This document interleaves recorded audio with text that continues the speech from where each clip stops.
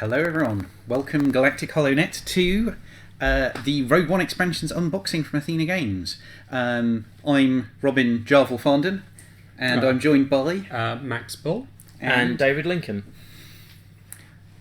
Lovely to have you here with us this evening. So we've got two ships to discuss with you tonight. We've got the TIE Striker and the U-Wing, which we will be bringing out in just a moment.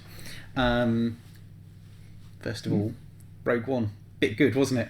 I mean, yeah. Spoiler free for everyone who's not seen it, but two thumbs up. Would recommend. And we've just lost 5 viewers. Oh dear. But you know, I love the film.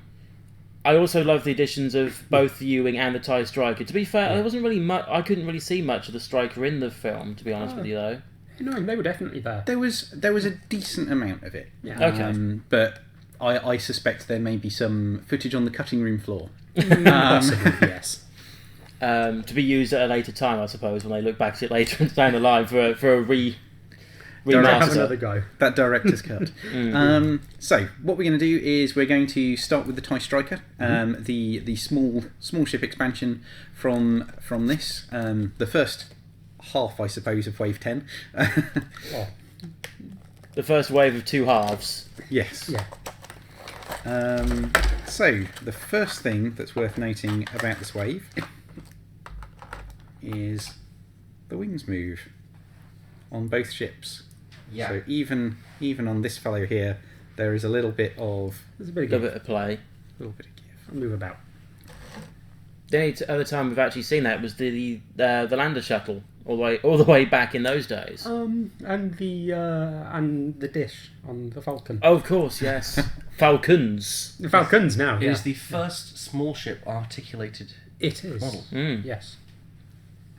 It's slightly larger than I was expecting as well. Like it's actually quite a sizable physical presence in terms of the model. I look at it like Quite long. I look at it more like a Phantom with one less wing. It's very large. It's got that same much sort of larger. profile. It's much larger. It's maybe more like a Y-wing with the bits pointing the other way and a different shape. Okay. I was just thinking because it looks Maybe. like that sort of the shape wise, at the very least of it, looks very much like the pointy Phantoms. There it is. Yeah, that's nice. In all of its It is joyous, sinister imperial glory. As much as I'm a rebel player, I'm looking at thinking I like this a lot more in the flesh. It's also worth me pointing out. Sorry, guys, I'm Buzz Button. We have a build-off going on tonight, don't we? Yes, We do, yes. We've got a selection of lists.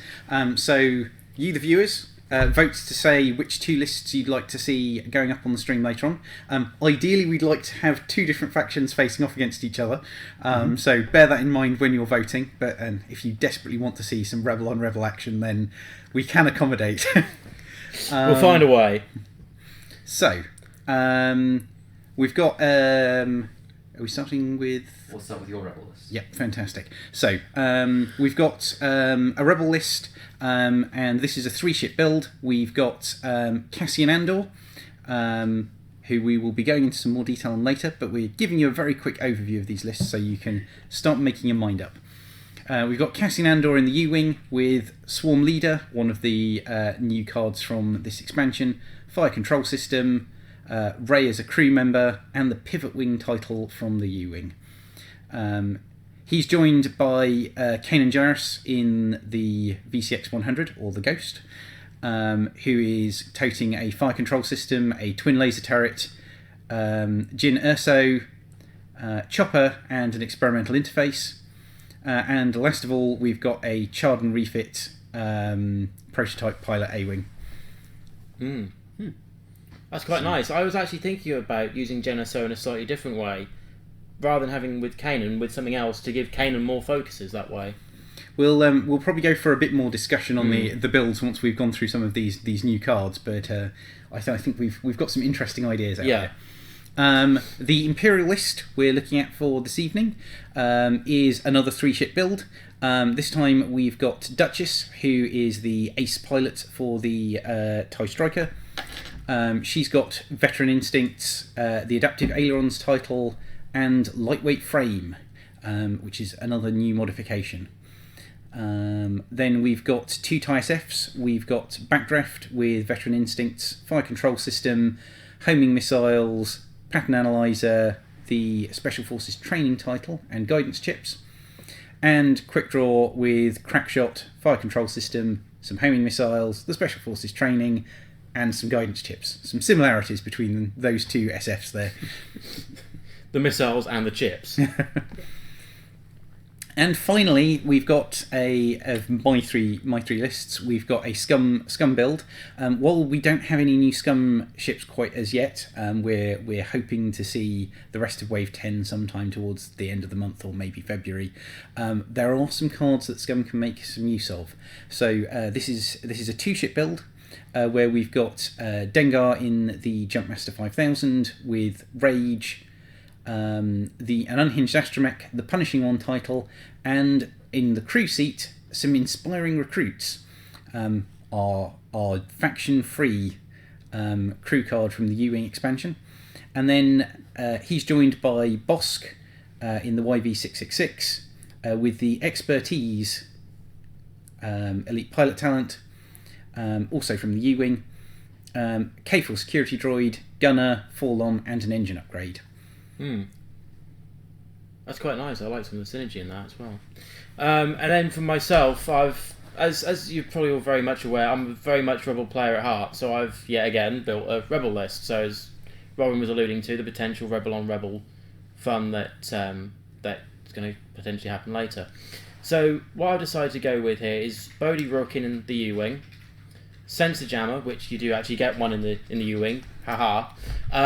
Inspiring Recruit, and I've got Baze Malbus, who's a crew card also from the U-Wing, the Pivot Wing title and Anti-Pursuit Lasers. I've also gone for a Ghost, but not Kanan, strangely enough for me really.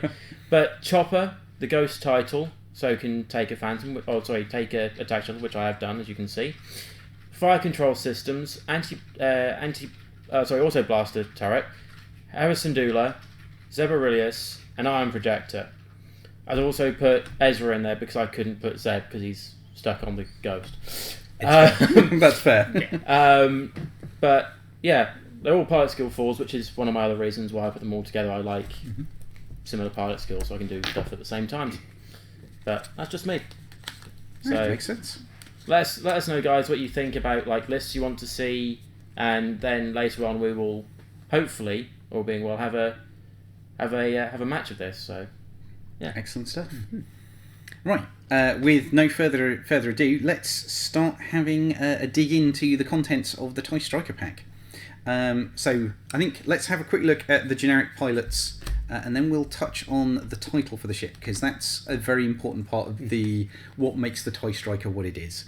As with quite a lot of TIEs, the TIE Striker comes with 3 generic pilots, which our glamorous assistant will be bringing up on screen as we discuss them. We'll start off with the Imperial Trainee, which is a Pilot Skill 1 TIE Striker. Like all the TIE Strikers, it's got a 3 attack, 2 agility, 4 hull and 0 shields. It can take the focus, barrel roll and evade actions, and clocks in at a pretty reasonable 17 points. It's not bad if you want to get a lot of 3 attack dice ships on the board. It's not TIE Fighter cheap, but you get an extra attack dice for that. So and an extra hull. We've also got the Scarif Defender, almost identical to the Imperial Trainee, but goes from Pilot Skill 1 to 3, an important bump over other generics. The true generics, I'll need the cards off because we don't actually have pictures of them, so they're the only ones I will need. I will pass those across. And the Scarif Defender is 18 points, so just 1 point more. It's a nice little bump from 1 to 3, and it only costs 1 point more. It's a nice. Yeah. Yeah, if you've got a point more to spend, sometimes the pilot skill is. You may as well jump it up there. And last of all, we've got the Black Squadron Scout. And the Black Squadron Scout is the Pilot Skill 4 generic pilot. This also has, as Max says, an elite pilot talent slot. There's a slightly larger price jump here, however, breaking the pattern from previous ties we've seen. This one goes from 18 to 20 points, which specifically does rule out one of the possibilities, which was something a lot of people I know online were hoping for, putting 5 of those ships down on the board, with all Duke. with crack shot. Or crack shot.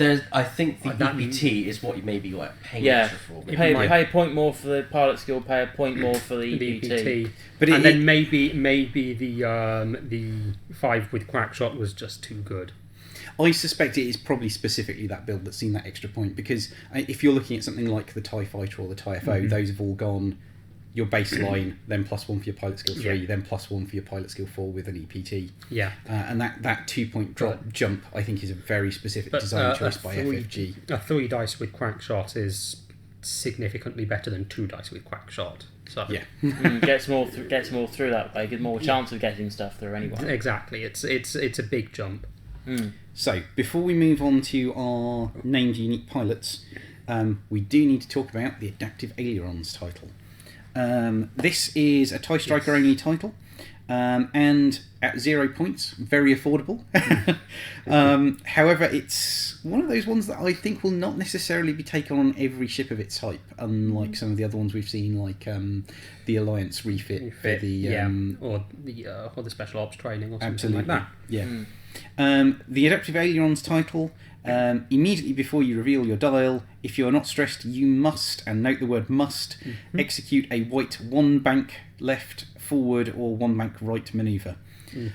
So you've got a ship that suddenly becomes potentially hypermobile, hyper-fast, hyper-manoeuvrable, but your opponent knows it's always going to be doing at least a certain amount of forward momentum. You could quite easily block that before you start. Potentially, although you don't choose which way you move until you're actually moving before you reveal the dial. You do have options with it. Yeah. One of the specific things that FFG have ruled on, it's not in the FAQ as yet, but there's been an email clarification. If you're blocked on your Adaptive Ailerons move, it doesn't stop you from performing actions, and it doesn't in any way interfere with your manoeuvre after that. So in some ways, your Adaptive Ailerons can allow you to slam into something, jump over the other side of it with your standard manoeuvre, and still keep your action at that point. Oh, so nice. it might even undermine some blocking builds a little, but we'll see how it goes. It's also worth pointing out that without that, it's limited to a top speed of 3. So that's like giving that little bit of extra boost speed in a different way. Effectively, well, with it can go up to 5 essentially. 5 straight or 5, yes. Do we have an image of the dial available, Elliot? I can get one. I can, of course, pass the dial across if that would be. But as I think the dial's worth a quick discussion as well. I think so. So unusually for a tie, the striker caps out at speed 3, but of course with Adaptive Ailerons, The a 1 forwards followed by 3 is effectively 5 forwards. absolutely. Yeah. So you've got the base as 1 and yes. 1. Yes. Yeah. It's quite manoeuvrable. You've got the 1 hard turns on there. You've got some green banks and forwards at speed 1, and then all the speed 2 manoeuvres are white with the exception of the 2 forwards. You've got a green 3 forwards, but it's also worth noting you've got a Sloops. 2Ks and sloops. You've got a 2K and speed 2 S loops, which are really good to have. Like you start combining that with Adaptive Ailerons, and on a 2 sloop, you're essentially turning a full 90 degrees and turning around. Yeah. Which is nice. you can end up with some, I think, very nice. unpredictable movement there. Well, yeah, again, you could use that to slam, and then, like, on a small ship, you're well and truly going the other side of that, even on a 2K turn. And something I've actually been thinking about this, if you take a striker without the title, it potentially makes a very good, cheap escort for something like the Lambda shuttle, because with that dial, it's going to be able to keep pace, move alongside the shuttle reasonably easily, reasonably well, and be this kind of like cheap, harrying, annoying extra 3 dice attack there to escort Palpatine or whoever else might be on board the shuttle to their victory. For only 17 points. Yeah. If you're doing it that way, you wouldn't want to put too much on it. Do we want to take a look at our ace pilots next? Yeah, Oh. that sounds like a good idea. Fantastic. So we'll start with Countdown, who is our pilot skill 5. As with all of them, sharing that same 3240 stat line, doesn't have an elite pilot talent. Just so the same points cost as the Black Squadron Scout. Which is interesting as well because it's a point, it's a pilot skill above, and it's got a unique ability. But it But doesn't you have lose the EPT. EPT. It's very interesting how highly valued that EPT on the generic is being. So Countdown has got an interesting and really quite unique pilot ability. When defending, if you are not stressed during the compare results step, you may suffer 1 damage to cancel all dice results. If you do, receive 1 stress token. So when that range 1 Phantom has just dropped in behind you, blown 5 hits and some crits onto the rear of your ship, you can just be like, no, 1. I'm going to take a damage, dodge the whole thing. The interesting thing as well is if, for example, you were to put a stealth device on there, cancelling all the dice results means that you don't technically get hit. And your stealth device Good point. maintains through. Good point. I like that. That's quite clever. However, it can only do this while it's not stressed. Yeah. And can only do it 4 times. Unless you give it a hull upgrade for unless you 5. give it a hull upgrade or and- shield upgrade for the Yes. same net Well, effect. Yes, although at that point I So a hull would upgrade actually might argue be that useful. A hull upgrade probably would be the most useful upgrade on that. Yeah. Because you can always guarantee you survive ultra survival already, yeah, and the 1 extra hull will just give you 1 more extra round. essentially yes. Yes. The big limiting factor is the stress. So Yes. unless you've got some way of pulling the stress off Countdown, multiple shots around. I have an you're going to idea get that I a actually problem. used last night, ironically enough. An EPT that's hardly ever been used before. Wingman. It's good, but unfortunately it doesn't pull it off during the combat phase. The Which is only- when- It's, it's before the start of the combat phase. So it True. won't be stressed during the combat phase. It's true. Oh, still useful then. Yeah. The one I'm thinking of is Captain Yor as the obvious pairing, because then you can fly the shuttle in the vague vicinity of Countdown Yeah. and just pull those points of stress across onto Yor, who really doesn't care about them. No, he does not. And in the meantime, you've got this near immortal TIE Striker flying around, being a real thorn in your opponent's side. I like how the pilot skill is the same as Biggs. So as Biggs snaps all the damage, he cancels damage. It's something I just thought of. That's Same pilot interesting. skill. But Pilot yeah. skill 5 is a slightly less frequently seen number for the Imperials as well. Yeah. Yeah. So it slots in interestingly. Yeah. I do like the way that ability is like stopping attacks go through. Oh, huge amount of dice or a torpedo shot coming and going. Nope. No, just And because you're cancelling all of the dice, and because the attack therefore it's doesn't not hit, technically a hit. if you're getting hit by, say, an ion pulse missile, you don't get ioned because it hasn't hit you. The only issue may be something like Gunner, where You've you not been hit, so the Yeah. gunner will get its second shot, Yeah. and you So, start taking a damage. so you Think- take the think damage and the carefully. stress Yes, for be careful net with no the gain. guns Mm. and similar effects.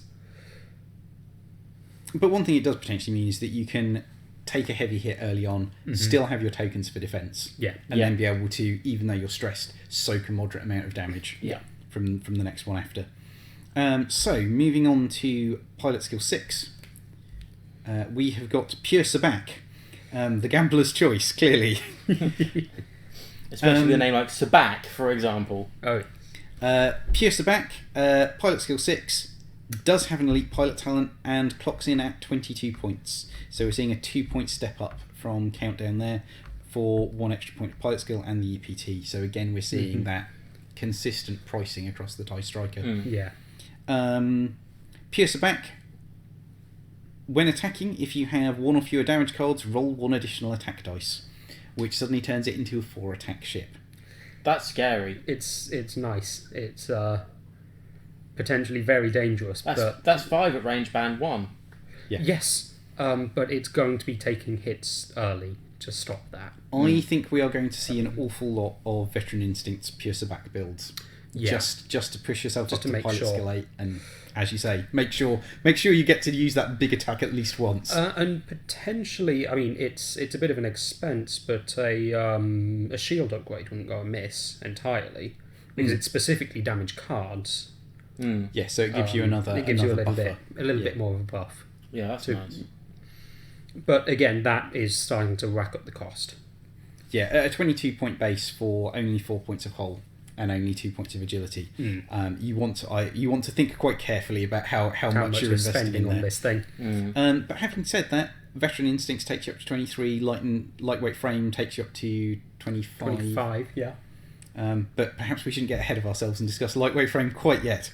No, that's a little bit later. I think Pure Sabac's definitely going to see use. Yeah.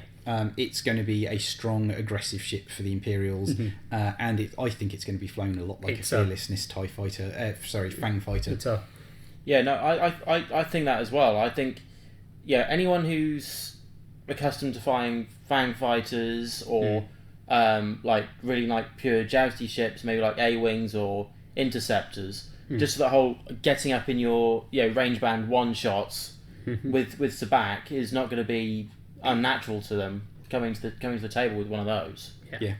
I think Pure Sabac is either going to be trying to flank an arc dodge to just not take those hits in the first place, or alternatively you're going to fly in a fairly burn bright type of way of just using that massive speed that the TIE Striker can potentially put on and just blaze forwards, blow something up and then die gloriously. yes.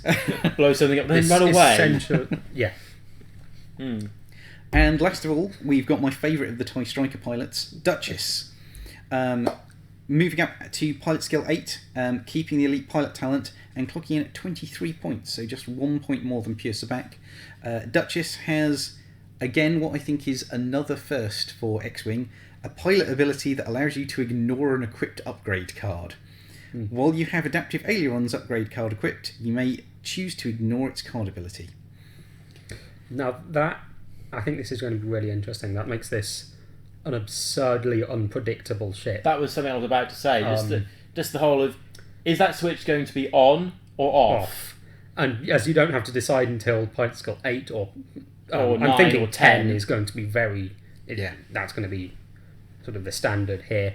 You're really rarely going to be able to guess where Duchess is off to before she's gone there. Yeah, because with that ability to switch the adaptive ailerons off, even before you're taking the dial into account, you have got 4 potential positions she might be in. Yeah. And then you take then the you move. striker's already very mobile dial into account, and suddenly she's almost anywhere. And then she can barrel roll. I think we are going to see her being flown an awful lot like a pre-nerf Whisper. And Similarly, I think she may cause not as much, but almost as much distress. She is when you can hit her, she doesn't have the survivability of Whisper. No. Which is probably why it's not. It's still quite cheap for what it is. Really, 23 points is not really breaking the bank. Well, apart from the likes of the when it's cloaked and 1 less attack dice, that's getting borderline Phantom stat line territory, isn't it? It's not a million miles away. No, but the cloak. The cloak is the thing. Is what, obviously. But it's only 23 points. It's only 23 points.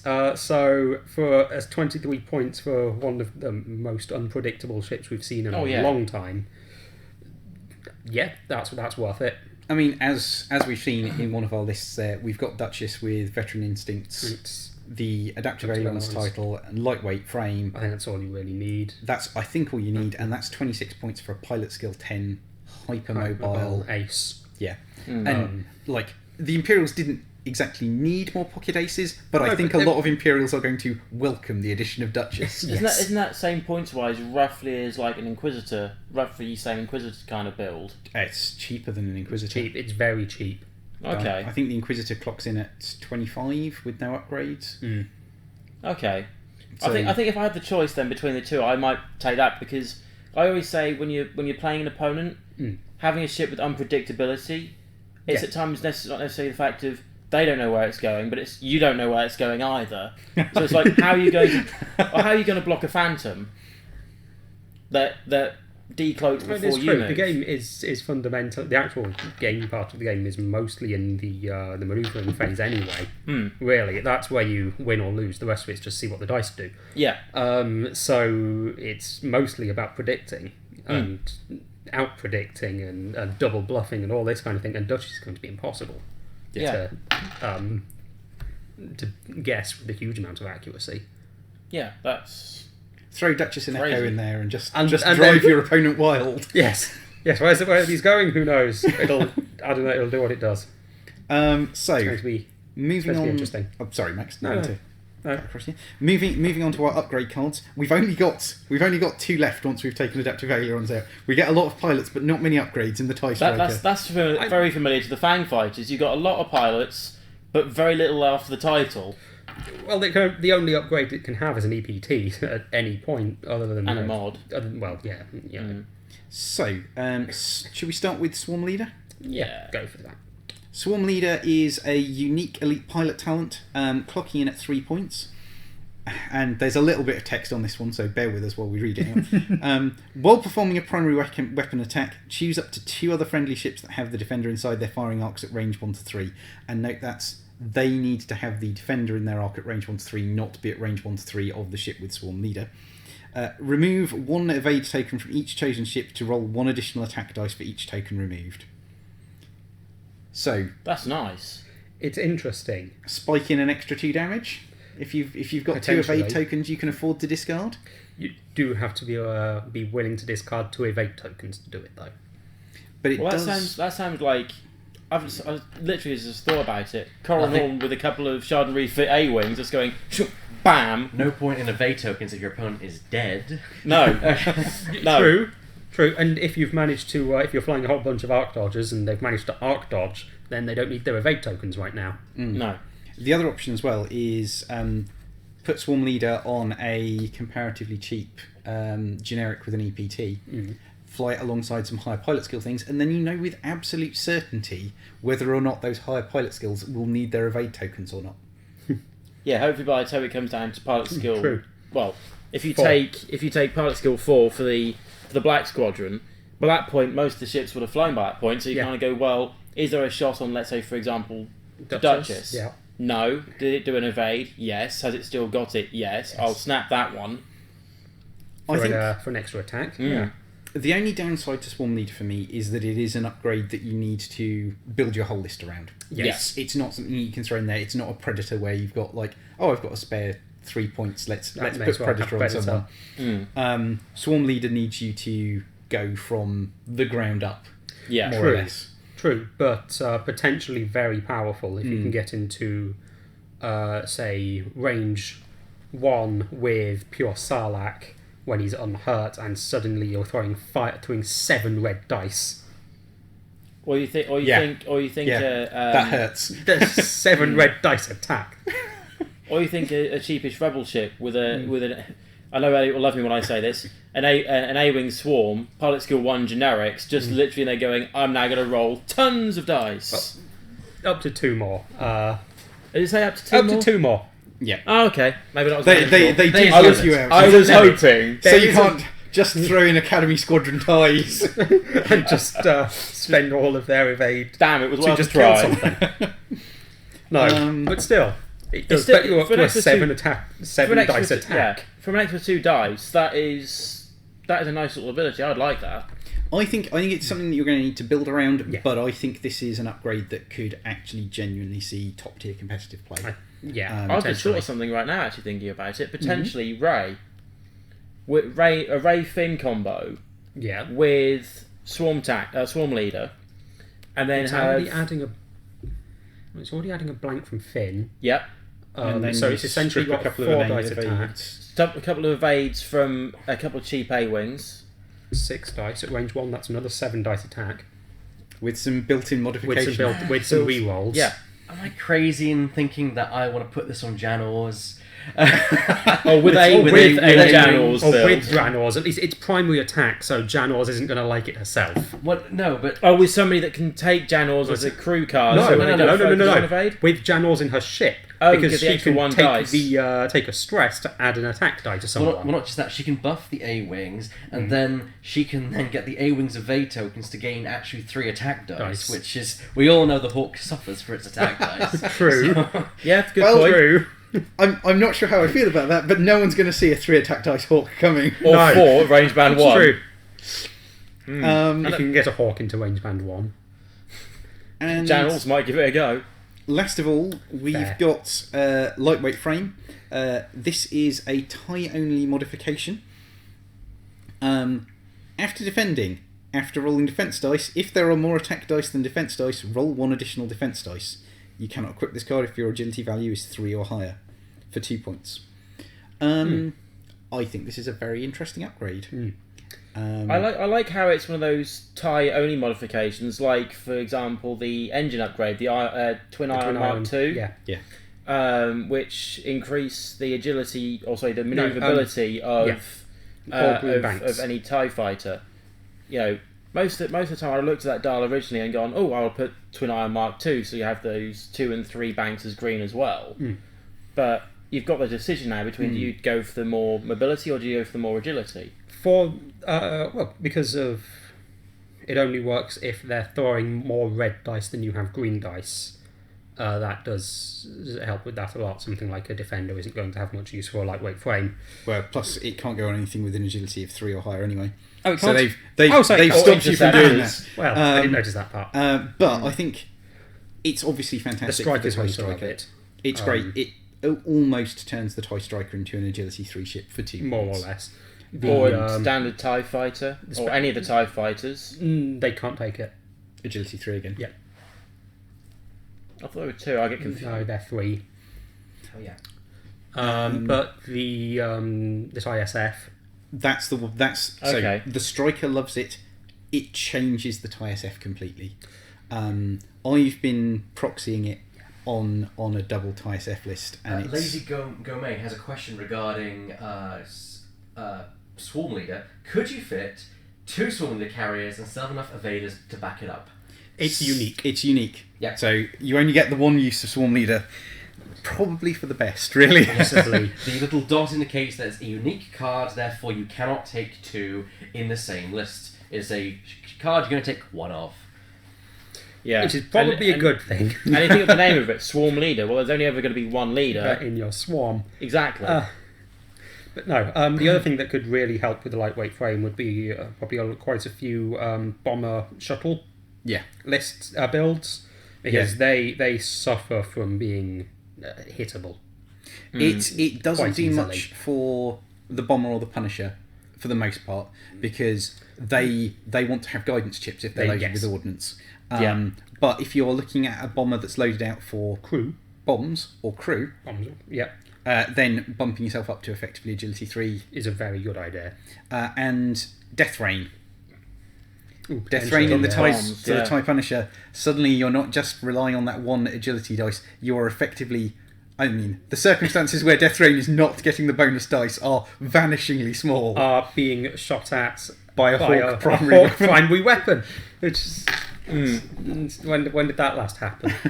Well, I don't know. Elliot Or- seems to definitely have some plans for I have some plans. off-road weapons. I have plans. or for whatever reason, an A-wing is firing without any munitions at range band 3, and you got two dice. Yeah. Yeah, That's that- the point. You do not get your long range dice if you have the same amount of dice as them. Yeah. And that is a very That's important true. point. That's why it's not quite the as same. good. It's as not being- as good as just having a flat boost to your agility. Yeah, Yeah. it's very important that. I don't think they would give you a flat boost. They wouldn't give you a flat boost to agility for 2 points. And I think No, also that's also way clear too to cheap. tie up something else though at that point as well, is that when you're saying flat boost, that dice is rolled according to the FAQ after Yes. the original dice are rolled. So it's, let's say, use that Punisher as an example. So you'd roll your 1 dice, then you would roll Your the second. dice from the lightweight frame. So it goes in those 2 steps. It's quite crucial for that because there could be some people that roll them all together. I mean, But it's being to be, stated. it's functionally identical, rolling 1 then rolling the second, but More or less, people yes. can get a bit rules lawyery. Mm. But But yeah, lightweight frame. I rate this pretty highly, to be honest. Again, it's something I think that will obviously. It's vital for the TIE Striker on most builds, and I think it takes the TIE SF from being a strong ship to a genuinely competitive ship. Yeah, we're going to be seeing a lot of SFs with this. And there's a lot of builds that could benefit with something like lightweight frame as well. So it is going to have its uses. It's not like it's necessarily a one ship only. It's the fact it's rolled out across all the TIEs. So if any future TIEs come out with that same sort of stat line, then it can be used in that going forward as well, which I think is quite it's quite a nice thing. It's not locked down to one ship. Yeah. Should we move on? Yeah, I think so. So that covers us for the Striker. the Striker. I'll just gather these bits up and put them to one side so they're not So they're taking not in the way. up quite as much room.